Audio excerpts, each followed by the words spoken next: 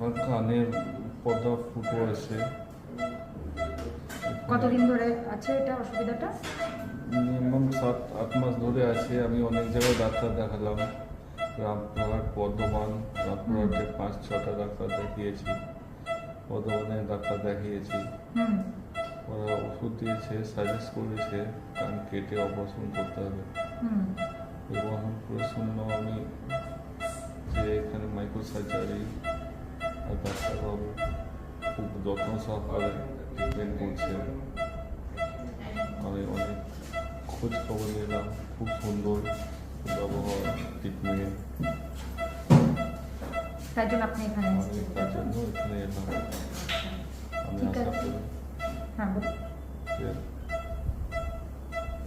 আমাদের ওখানে যদি রামপুরহাট টাউনে একটা বসে, ওখানকার এলাকাবাসী খুব উপকৃত হবে। এই যে আপনাদের ব্যবহার, আপনাদের ট্রিটমেন্ট খুব সুন্দর। আমরা আমরা দেখবো সেটা, আপনার কথাটা মাথায় রাখবো। আর এখন আপনার অপারেশন শুরু হবে, আবার অপারেশনের পর কথা হবে, ঠিক আছে?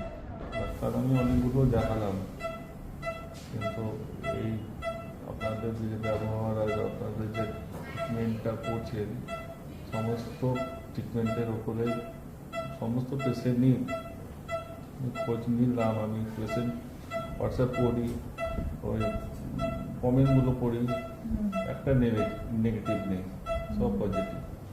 খুব সুন্দরভাবে ট্রিটমেন্ট হয়েছে। ওটা শুনে আমি ওটাকে দেখেই আমাকে কেউ খবর দেয়নি, আমি এখানে এলাম। তবে সত্যিকারই আমি কথা বলে তারপরে আজকে উঠিয়েছে, আমার খুব ভালো লাগছে। আমি আগ্রহী যে খুব সুন্দরভাবে ট্রিটমেন্টটা আমার হবে। ঠিক আছে, থ্যাংক ইউ।